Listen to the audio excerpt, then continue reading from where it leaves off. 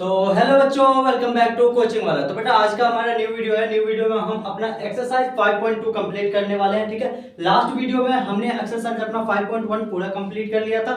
5.1 का फोर्थ का हमने सेवंथ एट्थ और 9 पार्ट कंप्लीट कर लिया था। मींस एक्सरसाइज अपना कंप्लीट कर लिया था 5.1। आज हम इस चैप्टर 5 का एक्सरसाइज 5.2 स्टार्ट करेंगे। ठीक है, तो बिना टाइम वेस्ट किए चलो वीडियो को स्टार्ट करें। तो आप सभी को पता होगा ये हमारा लास्ट एक्सरसाइज है।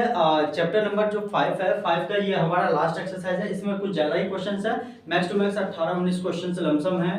वो एक एक करके अच्छे तरीके से समझ के करेंगे बेटा। तो आज का हमारा मेन मोटिव रहेगा वीडियो में कि हम अपना फर्स्ट क्वेश्चन इसका 5.2 का फर्स्ट क्वेश्चन पूरा कंप्लीट करें। तो चलो बिना टाइम वेस्ट करे वीडियो को स्टार्ट करें। आप सभी को बोर्ड पे क्वेश्चन नजर आ ही रहा होगा। क्या लिखा है?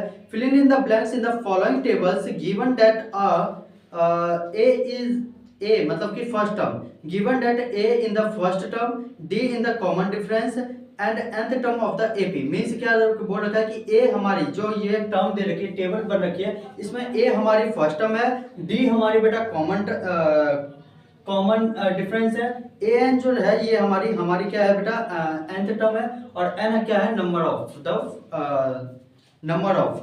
ठीक है, तो नंबर ऑफ फॉलोइंग दे रखे हैं। ठीक, तो मींस हमें क्या करना है कि बेटा अपने इस जैसे कि ये A B C part D part 5 तक है ना, total A B C D E A तक। तो इसमें से क्या है कि हमें ए डी एन दे रखा है, हमें नॉर्मल क्या निकालना है, जो जो बॉक्स में नहीं दे रखा है वो टर्म निकालना है। जैसे कि फर्स्ट पार्ट के फर्स्ट में देखो क्या लिखा है, ए एन निकालना है, इसमें हमें डी निकालना है, इसमें हमें क्या निकालना है, ए निकालना है, इसमें क्या निकालना है, एन निकालना है, और इसमें क्या निकालना है, ए एन निकालना है। ठीक है, तो मींस हमारे पास जो जो दे रखा है उसके अकॉर्डिंग टू हमें क्या फाइंड करना है, जो नहीं दे रखा है उसको हमें नॉर्मल क्या करना है बेटा, फाइंड करना है। तो आप सभी को पता होगा फॉर्मूला क्या लगाएंगे, सिंपल सा फॉर्मूला है। सिंपल सा फॉर्मूला क्या है बेटा, देखो हमारे पास कौन कौन सा, पहले पार्ट में देख लेते हैं। ठीक है, पहले पार्ट में देख लेते हैं क्या बोल रखा है। पहले पार्ट में ए दे रखा है ऑलरेडी हमारे पास 7 है, डी हमारे पास 3 है, ए और एन हमारे पास 8 है। हमें क्या फाइंड करना है बेटा, ए एन फाइंड करना है। ए एन का मतलब क्या हो गया कि ए एन का मींस क्या हो गया कि भैया ए 8 फाइंड करना है। क्या करना है, ए 8 फाइंड करना है। इस एन का मतलब क्या है कि इसी की टर्म 8 ए 8 फाइंड करना है। तो ए 8 फाइंड करने के लिए क्या लगाते हैं formula, A N equals to में ए प्लस में एन माइनस 1 इंटू में डी। ये आप सभी को पता ही होगा, मैंने स्टार्टिंग में इंट्रोडक्शन वीडियो में बता रखा था। तो ए एन फाइंड करना है। तो ए एन इक्वल्स टू में ए की वैल्यू कितनी है बेटा, ए की वैल्यू 7 है, 7 लिख दिया, प्लस में 9। ये एन की वैल्यू कितनी है, 8 माइनस 1 इंटू में डी की वैल्यू कितनी है, 3, तो 3 डाल दिए।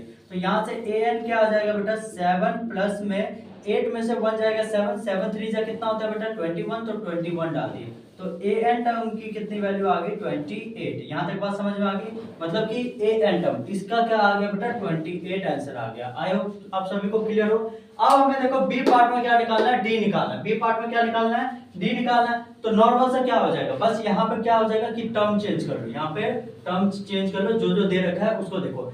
हमारे पास ए इसमें कितना दे रखा है, माइनस का 18, तो माइनस का 18 लिख दिए। ठीक है, अब डी हमें फाइंड ही करना है। डी हमें क्या करना है बेटा, फाइंड करना है। एन की टर्म ऑलरेडी दे रखी है 10, और ए एन टर्म की इस बार कितनी वैल्यू दे रखी है, 0। मतलब कि ये ए एन की टर्म की ऑलरेडी 0 बोल रखा है। तो अब नॉर्मल से क्या करना है कि हमारे फॉर्मूला में इसमें लग जाएगा। तो देखो क्या हो जाएगा बेटा, ए एन की टर्म ऑलरेडी 0 है, तो 0 इक्वल्स टू में ए की वैल्यू कितनी थी, माइनस का 18 प्लस का एन माइनस 1। तो एन की वैल्यू कितनी है, 10, 10 में से माइनस करेंगे 1 मल्टीप्लाई में डी की वैल्यू कितनी है बेटा, डी की वैल्यू हमें फाइंड करनी है, तो डी का डी रख लिए। ठीक है बेटा, यहाँ तक बात समझ में आ गई। अब देखो 0 और ये माइनस का 18 है, इक्वल्स टू के इधर आएगा तो प्लस का क्या आ जाएगा, बन जाएगा बेटा 18, इक्वल्स टू में प्लस का 10 है, और ये 10 में से बन जाएगा तो 9 मल्टीप्लाई में डी मतलब 9d आ जाएगा। यहाँ तक बात समझ में आ गई। मतलब d इक्वल्स टू में क्या आ जाएगा बेटा 18, ये 9d इक्वल्स टू में 18 आ जाएगा। इसको आगे या पीछे लिखो कोई फर्क नहीं पड़ेगा। तो d इक्वल्स टू में कितना आ जाएगा बेटा 18/9 मींस करके कितना आ गया 2। मतलब यहाँ पर d की वैल्यू कितनी आ रही है बेटा, 2 आ रही है। यहाँ तक बात समझ में आ गई। अब देखो उसी तरीके से सी पार्ट देखते हैं, इसको रफ कर दूं। ठीक है बेटा, सी पार्ट देखो क्या बोल रखा है। सी पार्ट में हमारे पास क्या क्या दे रखा है क्वेश्चन में, देखो सी पार्ट में क्या क्या दे रखा है बेटा। सी पार्ट में देखो हमें क्या निकालना है, ए निकालना है। हमें क्या ए फाइंड करनी है। डी हमारे पास ऑलरेडी दे रखी है कितनी, -3, तो -3 लिख दिया।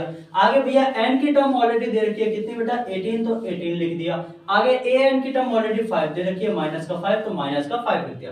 अब इस फॉर्मूले के हिसाब से ए एन की टर्म कितनी है बेटा -5, तो -5 लिख दिया। अब ए एन की वैल्यू कितनी -5 पुट करूंगा, ए की वैल्यू हमें फाइंड करनी है तो ए का ए लिखा प्लस में एन की टर्म कितनी दे रखी है बेटा 18, तो 18 में से 1 को माइनस करूंगा मल्टीप्लाई में डी कितना दे रखा है -3, तो -3 लिख दिया। यहां तक बात समझ में आ गई। अब देखो बेटा माइनस का 5 इक्वल्स टू में a प्लस में 18 में से 1 जाएगा कितना बचेगा बेटा 17, 17 मल्टीप्लाई में क्या आ जाएगा -3, ठीक है। तो माइनस का 5 इक्वल्स टू में a प्लस प्लस और यहाँ पे क्या आ जाएगा बेटा 17 कम 17 34 17 51 माइनस का कितना आ जाएगा 51। यहाँ तक बात समझ में आ गई। अब देखो आगे क्या आ जाएगा -5 इक्वल्स टू में a प्लस माइनस क्या होता है बेटा माइनस का 51, ठीक है। तो अब ये माइनस का 51 है इक्वल्स टू के इधर लाऊंगा तो प्लस में हो जाएगा, तो माइनस का 51 प्लस सॉरी माइनस का 5 प्लस का 51 इक्वल्स टू में a। अब देखो बेटा प्लस माइनस क्या होता है माइनस, लेकिन साइन बड़ी किसकी है प्लस का, तो प्लस डालूंगा। तो 51 में से अगर 5 माइनस करूंगा तो कितना बच जाएगा 46। आई होप आप सभी को क्लियर हो। 46 प्लस का बचेगा कि माइनस का बेटा प्लस का बचेगा, तो 46 हमारे क्या आ गई a की वैल्यू आ गई। मींस यहाँ पे a की वैल्यू कितनी आ रही है बेटा 46 आ रही है, ठीक है। तो नेक्स्ट क्वेश्चन देखो, नेक्स्ट क्या बोल रखा है -18.9 2.5 हमें n की टर्म निकालनी है, a n की वैल्यू दे रखी है। तो ये जल्दी से मुझे फाइंड करके बताओ, तब तक मैं बता रहा हूँ, ठीक है। तो जल्दी से आप अपने कॉपी में सॉल्व करो, तब तक मैं बोर्ड रफ करके समझा दे रहा हूँ आपको। चलो देखो रफ कर दो, ठीक है, जल्दी से नोट डाउन कर लो, मैं रफ कर रहा हूँ। अब हमें फोर्थ पार्ट में क्या बोल रखा है बेटा देखते जाओ। फोर्थ पार्ट में क्या बोल रखा है, कौन सा फोर्थ पार्ट में, तो फोर्थ पार्ट में देखो क्या क्या बोल रखा है बेटा, ये रफ कर दिया, ये भी और ये भी, ठीक है। अब फोर्थ पार्ट में हमें क्या निकालना है एन टर्म निकालना है, मतलब a की वैल्यू कितनी दे रखी है माइनस का 18.9, माइनस का 18.9 लिख दिए, ठीक है। d हमारे पास ऑलरेडी दे रखा है 2.5, ठीक है। n हमें फाइंड करनी है और a n की टर्म दे रखी है 3.6। यहां तक बात समझ में आ गई। a n की टर्म कितनी 3.6 दे रखी है, ठीक है।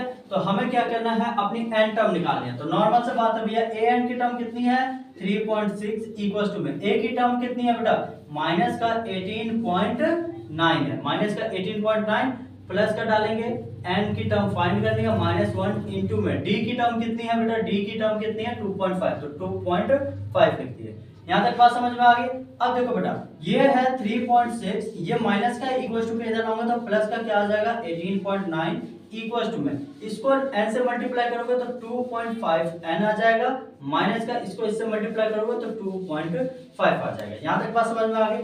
अब देखो बेटा 19 प्लस 9 प्लस 6 कितना होता है 15 का 5 कैरी लग गया 1 8 और 1 9, 9 प्लस 3 कितना होता है बेटा जल्दी से बताओ 9 प्लस 3 12 का 2 कैरी लग गया 1, ये पॉइंट आ गया और 1 और 1 2 22, मतलब 18.9 में अगर 3.6 ऐड करोगे तो क्या आ जाएगा 22.5।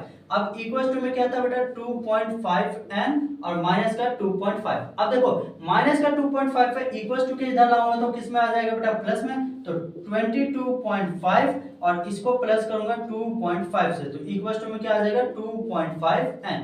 अब इसको आपस में ऐड करोगे तो 550 पॉइंट में 2 2 4 और 1 5 मतलब 25 आ जाएगा। पॉइंट के बाद कोई वैल्यू नहीं होती है तो हटा दो, तो 25 इक्वल्स टू में क्या आ गया बेटा 2.5n। अब नॉर्मल से क्या करना है हमें n की वैल्यू फाइंड करनी थी, तो n की वैल्यू आप फाइंड करोगे तो क्या आ जाएगा 25/2.5 ये आ जाएगी। तो जल्दी से मुझे आंसर बताओ क्या आएगी, n की टर्म कितनी होगी, जल्दी से मुझे कमेंट सेक्शन में फटाफट आंसर बताओ n की वैल्यू कितनी आई है, ठीक है बेटा। तो अगर n की वैल्यू निकाल पा रहे हो तो जल्दी मुझे बताओ, अगर नहीं निकल रहा है तो फटाफट मैं कराऊंगा, जल्दी बताओ मुझे कितना आएगा n की वैल्यू। हाँ देखो काफी इजी है, सिंपल सी बात है भैया। अगर यहाँ पे कुछ नहीं है तो पॉइंट हटाऊंगा तो क्या आ जाएगा ऊपर एक जीरो आ जाएगा, तो 25 से 25 गया तो मतलब n की टर्म कितनी आ रही है बेटा n की टर्म अपनी 10 आ रही है। नॉर्मल सा आंसर था n की टर्म कितनी आ रही है 10 आ रही है, तो यहाँ 10 लिख दिया। अब इसी का देखो फिफ्थ पार्ट लास्ट पार्ट करते हैं। लास्ट पार्ट में क्या करना है अपनी नॉर्मल a n की टर्म निकालनी है। क्या निकालनी है बेटा a n की टर्म, तो रफ कर दे रहा हूँ जल्दी से नोट डाउन कर लो, ये भी हमारा आंसर कंप्लीट होता है, ठीक है बेटा। तो जितना जल्दी हो सके उतना जल्दी काम करो और प्रैक्टिस करो बेटा, क्वेश्चन की बोर्ड एग्जाम आने वाला है, ठीक है। तो और घबराना नहीं है, जो समझ में नहीं आता है पूछो भाई, पूछो जितना पूछना है पूछो, कमेंट सेक्शन में पूछो या पर्सनली मैसेज करके पूछो। अब देखो बेटा लास्ट पार्ट फिफ्थ पार्ट में क्या बोल रखा है बेटा a की टर्म कितनी है 3.5, d की टर्म कितनी है बेटा 0, n की टर्म कितनी है 105 और an की टर्म तो हमें फाइंड ही करनी है, an की टर्म फाइंड करनी है। an की टर्म फाइंड करनी है मतलब क्या निकालना है भैया a105 की टर्म की वैल्यू क्या आएगी। तो नॉर्मल सा भैया an फाइंड करना है तो an फाइंड कर सकते हैं, इक्वल टू में a की वैल्यू कितनी है 3.5 तो 3.5 रख लेंगे, प्लस में n की टर्म कितनी है बेटा 105 तो 105 माइनस में 1 मल्टीप्लाई में d की टर्म कितनी है बेटा 0 तो 0 रखेंगे। मैं इसके दो तरीके बताऊंगा बेटा, ये तो अभी बता दे रहा हूं, और इसका एक शॉर्ट तरीका भी है जब आपको an फाइंड करना होगा कैसे बताता हूं मैं, ठीक है। तो an इक्वल टू में क्या आ जाएगा बेटा 3.5 प्लस का 105 में से एक जाएगा कितना 104 मल्टीप्लाई में 0 ये आ जाएगा, मींस an की टर्म कितनी आ जाएगी बेटा 3.5 प्लस का इसको मल्टीप्लाई करोगे तो 0, मतलब an की टर्म कितनी आ रही है बेटा 3.5 आ रही है, ये हमारी आंसर आ रही है, ठीक है। अब भैया शॉर्टकट तरीका बताता हूं, हमें देखो नॉर्मल सी बात है कि भैया हमें a बोल रखा है, d बोल रखा है, n बोल रखा है, हमें an फाइंड करना है। क्या फाइंड करना है बेटा an फाइंड करना है, तो मींस क्या हो गया कि भैया इस n का मतलब तो यही नंबर ऑफ टर्म्स होता है ना, तो नंबर ऑफ टर्म्स कितने थे भैया, नंबर ऑफ टर्म्स 105 थी, तो 105 का मतलब क्या हो गया कि हमें a105 निकालना है, a105 निकालना। अब मैंने तरीका भी बताया था, अगर a105 निकालना है तो कैसे करते थे बेटा a प्लस में 104d यही करते थे, एक 105 में से यहाँ पे माइनस करके क्या करते थे 104d करते थे।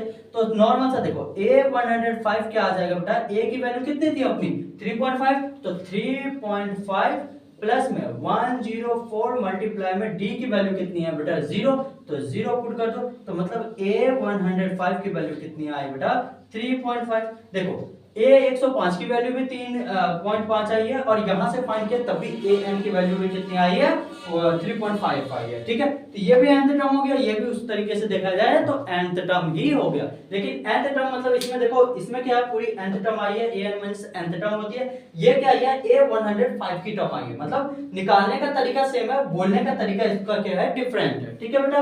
तो आज का ये वीडियो हमारा लेक्चर खत्म होता है, ठीक है। नेक्स्ट वीडियो में मिलेंगे, नेक्स्ट वीडियो में जिसमें हम सेकंड क्वेश्चन स्टार्ट करेंगे, और जितना हो सके अपने दोस्तों को वीडियो शेयर करो, लाइक करो, कमेंट करो, और भाई जिसको जो डाउट है पूछो, क्लियर करो।